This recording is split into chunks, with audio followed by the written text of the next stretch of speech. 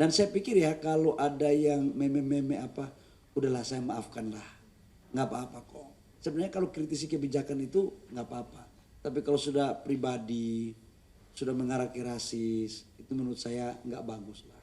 Kita ini kan Sumpah Pemuda kan 28 Oktober tahun 28 kan sudah, ini masih dalam suasana menjelang Sumpah Pemuda. Kita kan sudah mengikrarkan diri.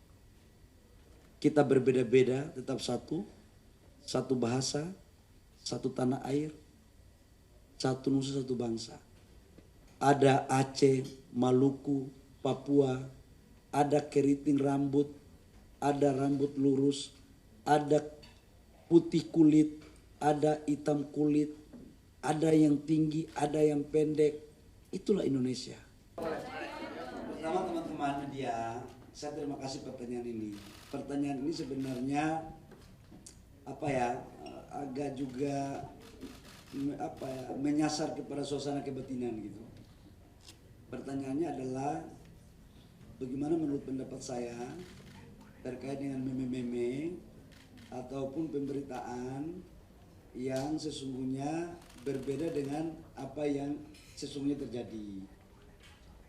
Saya jujur mengatakan begini ya, kalau meme ke pribadi saya yang sudah mengarah ke pribadi, saya itu memang sudah biasa dihina sejak masih kecil. Karena saya kan bukan anak pejabat kan, saya kan anak orang dari kampung. Ibu saya kan memang hanya buruh cuci di rumah orang. Ayah saya buruh bangunan. Jadi hinaan itu terjadi sejak saya SD, masih kecil. Jadi menurut saya itu nggak apa-apalah. Tetapi saya tidak mau ada pihak-pihak yang mencoba untuk mendorong keinginannya untuk mengintervensi kebijakan negara. Ini saya tidak mau. Apapun kita akan pertaruhkan tentang kedaulatan negara. Karena bagi saya, menteri itu adalah pejabat negara pembantu presiden. Kalau apa yang sudah diarahkan oleh presiden untuk menjaga maruah negara, untuk menjalankan KPI, menjalankan kedaulatan, saya sering mengatakan dengan segala hormat, jangankan sejengkal, jangankan selangkah, sejengkal pun saya nggak akan pernah mundur. Nah, menyangkut dengan apa yang kami kerjakan, pasti yang berhak menilai menteri itu adalah presiden. Itu hak prerogatif presiden. Saya bukan berarti ingin mengatakan gimana gitu ya, teman-teman media kan bisa cek. KPI pendapatan PNBP kita di 2025 on the track, bahkan mencapai target APBN. Lifting kita sekarang sudah di atas APBN. Hilirisasi berjalan dengan baik. Listrik desa berjalan dengan baik. Sumur-sumur rakyat kita berikan dengan baik izin.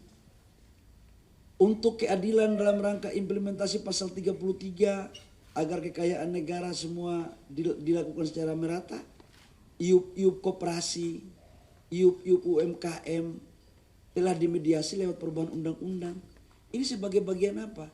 Sebagai bagian dari menerjemahkan apa yang menjadi perintah Bapak Presiden yang terkandung dalam Undang-Undang Dasar 45 pasal 33. Pertanyaan berikut adalah, apakah ini semuanya berjalan baik? Kalau orang berpikir untuk kebaikan pasti berbaik. Tapi kalau ada pihak yang terganggu, ya wallahu alam bisawab. Karena kita ingin untuk melakukan yang terbaik untuk negara. Kita harus konsisten terus. Memang kalau kita menuju perbaikan pasti ada gangguan. Gangguan itu jangan membuat kita lemah. Gangguan itu harus menjadi vitamin untuk kita. Tetap harus jalan. Saya pernah waktu diajari oleh senior, waktu saya jadi aktivis, ketika kebijakanmu membuat orang banyak memperbincangkan, maka artinya apa yang kamu lakukan itu mempunyai manfaat kepada orang.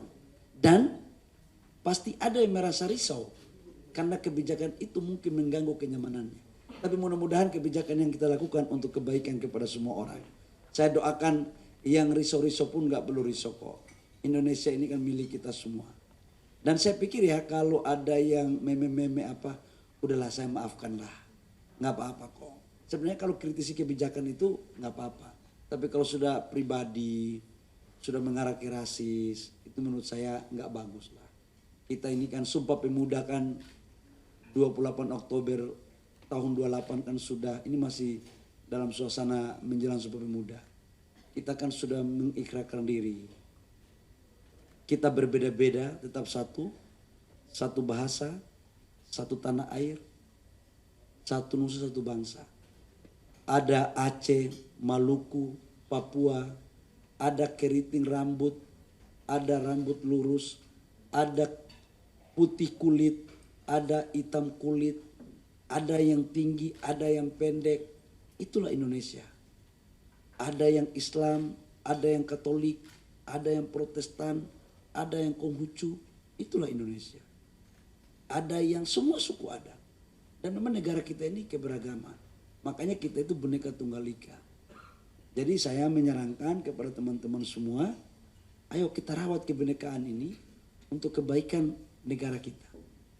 Karena setiap anak-anak bangsa dari pelosok tanah air mempunyai hak yang sama untuk ikut berkontribusi atas dasar panggilan Ibu Pertiwi dalam rangka menjalankan apa menjadi tujuan dalam berbangsa dan bernegara.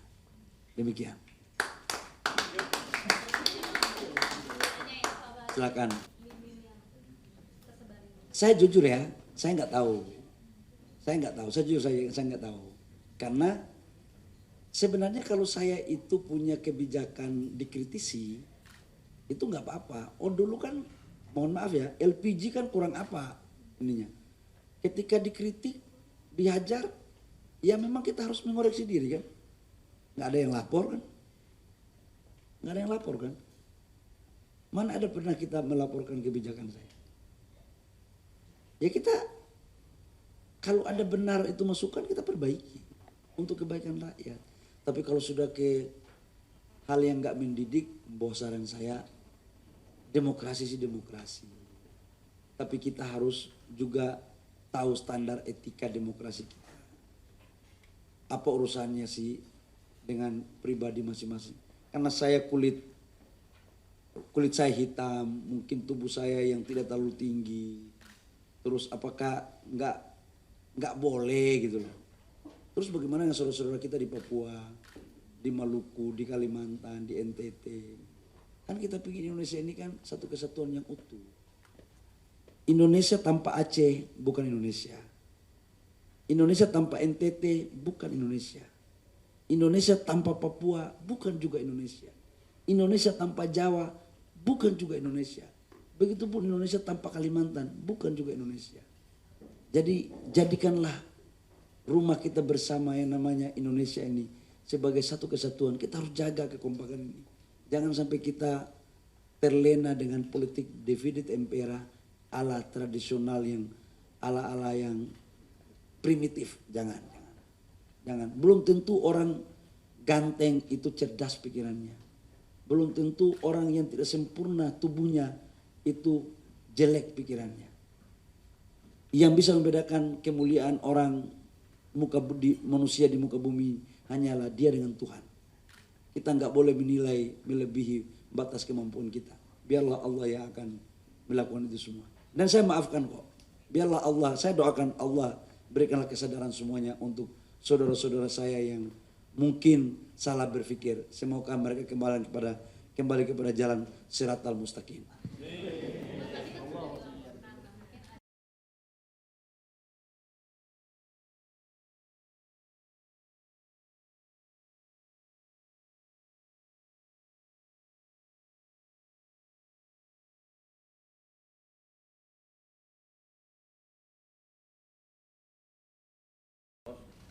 Siapa kan gitu.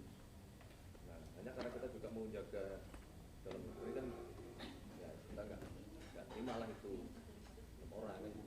Tapi jangan kemudian ini kita putar terus, nanti yang kasihan sono.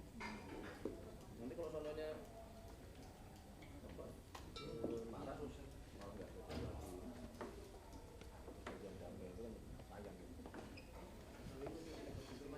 Masih modalnya selain itu.